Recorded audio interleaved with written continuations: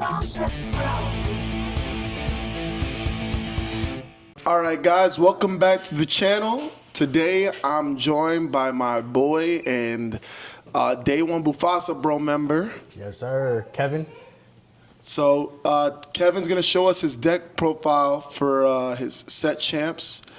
Take us a little bit through what you played and how the tournament went. All right, so I play what I usually play, you know, Redfasa, Amber, Ruby. So I went 3 wins and 2 draws. All right, cool. Yeah. And that got you into top 8. What seed were you when you got into top 8? I think I was 4th seed. All right, cool. What were some of the matchups you played throughout the day? I played two red purples, 2 green purples, and a red blue. All right, cool. So you played Redfasa. You're a true Bufasa Bro member, man. Staying true. It's crazy. We're called Bufasa Bros, and Kevin is the only tried and true Bufasa Bro a Bufasa player in the group, man. So shout out to Kev, and let's start with our deck profile, man. Let's get into it. All right, so take us through it. Let's start from the top. All right, so for the 1-drops, there's 2 Nalas and 4 Mulans. So the reason why there's 6 1-drops is because you don't want to have too many because you play Mufasa in here, so, you know, you don't want to hit these on the Mufasa. So you strayed away from the Daisy like most Bufasa Bros play. So Daisy's uninkable, and she can give your opponent a card, but personally, I like Daisy, you know, so I'm gonna play some more Daisy in the future, but, you know, like the Nalas work, you know, for this tournament. Yeah, all right, awesome. You know, four back, you know, and they're reluctant to, you know, waste removal or, you know, exert anything with this on the board because, you know, there's always the threat of the Rapunzel. Yeah, awesome.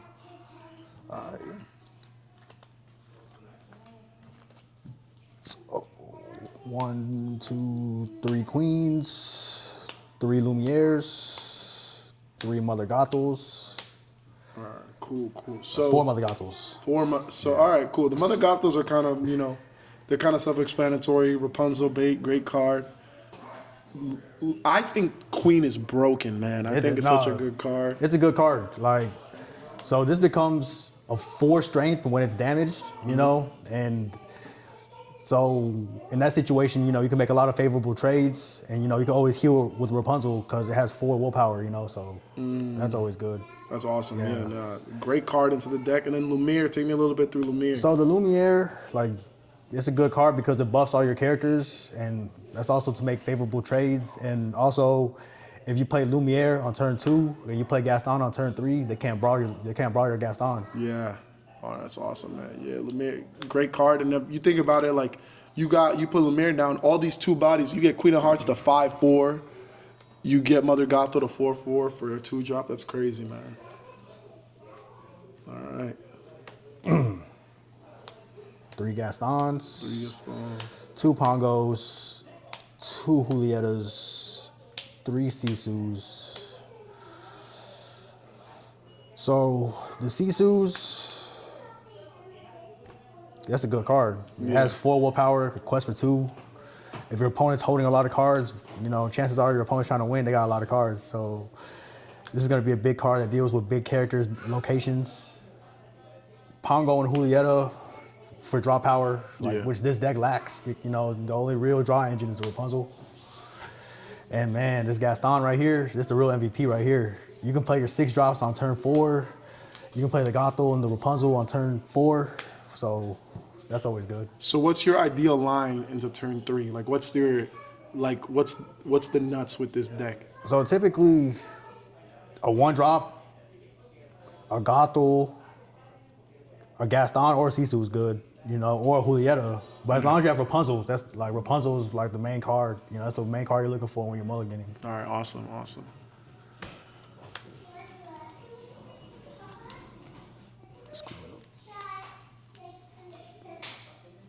All right, the 4-drops, we got 1 Vanellope. Love this card. You know, just 1 copy is uninkable. Rush Evasive, quest for 2. Yeah. Pretty good. I love that card too. Yeah. 3 Moanas. 4/3 Evasive. That's also good for dealing with evasives. And then the MVP of this deck, the Rapunzel's for the 4-drops. All right, this is awesome. So, I love this card too, dude. And it's a 2 quest, so even after if it lives, you get good value out of it. And the Moana. So what? Getting to the Rapunzel, I know because I play Rapunzel too.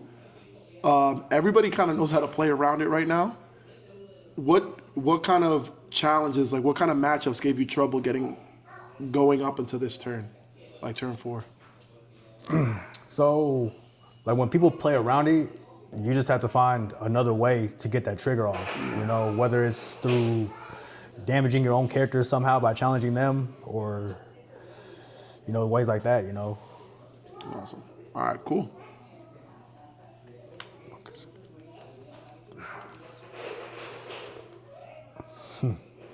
All right, 5 drops, 3 Shift Queen of Hearts, Nice. 4 Big Daddy Fasa. Big boy. The namesake of the channel. Yup. 3 Mauis. Nice. So, I like the Queen of Hearts. You know, she's a big body, 4/3 in that effect. Whenever one of your characters challenges another character, you may draw a card. So, when you stack up your board, you know, when they see this, they don't want to bend their characters, and if they do, then you're just drawing a bunch of cards. And then you have Mufasa, standard Mufasa. So, did the Queen of Hearts tech, did it pay off for you a lot? No, for sure. That's awesome. In situations where my opponents would, you know, just try to outquest me or something like that, like they won't do that if I have if I have characters on board with this. And all your characters early are pretty big bodies too, so it kind of incentivizes you to go for those trades. That's awesome. Yeah. All right, cool. That's definitely a good tech. You don't see a lot of people play Queen of Hearts Nah, but and Mufasa. You think that's the best Mufasa hit, Queen of Hearts? What do you think is the best Mufasa hit? man, the best Mufasa hit, probably another Mufasa. Did that come up? What was the best Mufasa hit you hit in the tournament?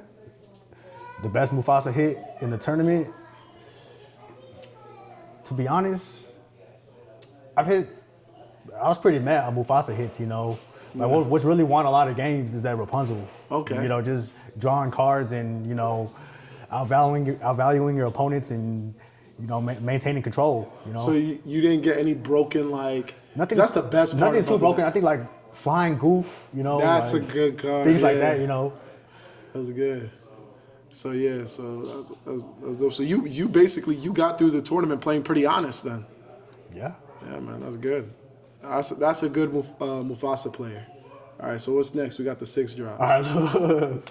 Our big boy. 2 Flying Goofs, you know. Gotta deal with them sharks because they out there. Yeah. 3 of our own sharks to deal with the sharks. And 1 Medusa, 1 Mulan Yeah.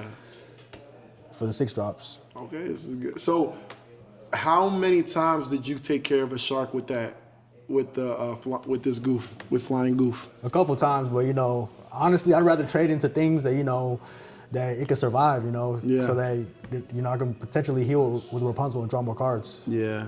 But this is a quick answer. I know people would get mad losing a shark to a Yeah, Flying and you know, Goof. with Gaston, he comes out on turn 4. You know what I Yeah. mean? So That's awesome. they drop a genie, you know, you drop this bad boy, and, you know, you in there. Good. That's a great card. All right. So you got the Mulan. Now I played with you for a few sets now, and you usually go like 2 to 3 Mulan. How did it feel only having 1 in this deck? To be honest, like the 1 Mulan in here, it's just to make them boys respect it. You know what I Yeah. mean? Because they see the 1 drop Mulan and they know you're not playing this, they'll just do whatever they want and run amok, you know? Mm-hmm. If you, like, even if you just ink this and they see that that's in your deck, then they'll know that that's a threat and they'll have to watch out for it, you know? Yeah. That's great. That's perfect. All right. Awesome. We got the 6 drops. Yeah.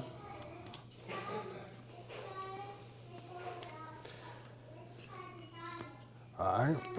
Some 7 drops. Wreck-It Ralph, Yeah. 2 Surfers. All right. So, Wreck-It Ralph, how did he do for you in the tournament? It's a great card when it pops off. He deserves an honorable mention right there because 6/7 quest for 2 and gain 2 lore off a princess, which there's plenty in this deck. You know, I think this is a very good card. Yeah, the reach potential is great there. And then these stitches, obviously, big boy. 4/8, quest for 2, draw 2 if you have 2 other characters. This is. and they kind of this used to be like a staple in Mufasa back in the day. It was a Surfer Stitch, and they kind of found their way out. So it's cool to see that you're playing them again, man. I play more. Yeah. It's a good card. Did it put in work for you? You think? Yeah. That's cool. You know, like whenever you have the opportunity to draw more cards, you know, that's always good. I used to love hitting that off Mufasa and then drawing cards. So some more top end cards: Big Sisu and 2 Maleficent Dragons. Fire.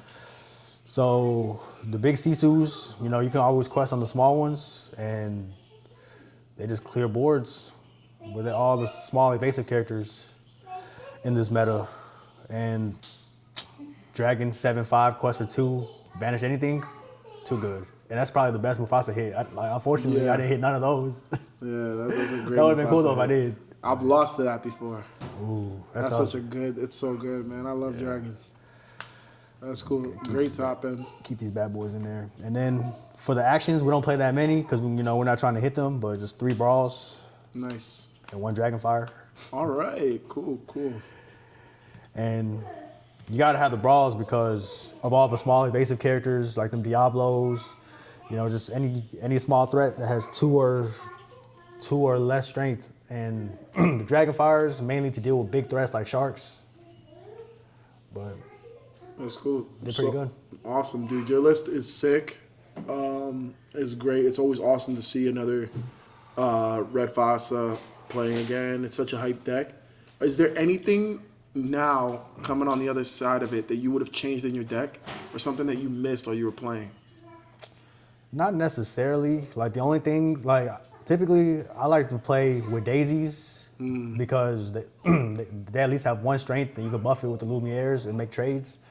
Or they quest for 2, and in metas where there's red, blue, and things like that, they're gonna try to clear all your early game. So, you know, you might as well slap a daisy down on turn 1 and just try to quest as much as you can and bury as much of their cards under their deck, you know. So I feel like that Daisy's a good card, even though it's uninkable. What would you take out to put in the daisies? Probably the Nalas and some other stuff. All right, cool. What would you say, what matchup gave you the hardest time in bracket?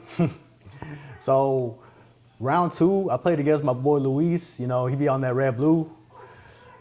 And I wanted to ID him because I you know, obviously that's a bad matchup for me and I didn't want to play that out. And he declined the ID. So we ended up playing game 1. And you know, after he mopped me game 1, he asked me if I wanted to take the ID. And man, I'm gonna take that. What do you think was hard about that red-blue matchup? So they play items like Ice Block and Sapphire Coil that reduce the strength of your characters. Yeah. And then they play cards like Sisu and Brawl, and they shift Big Sisu and they just clear a board. Yeah. And then they just slap down Sharks or whatever else they play and just beat you in red-blue manners. All right, cool. All right, dude. Nah, thank you for sharing your deck with us, dude. Yeah. Awesome. Thanks for representing us again and putting on for your boys. Can't wait to see you play this more and see what else you're going to play for the rest of the set. Thanks for sharing, bro. No doubt. All right, guys. Thank you for tuning in to Mufasa Bros. Don't forget to like, comment, and subscribe, and let us know what you guys want to see us play next.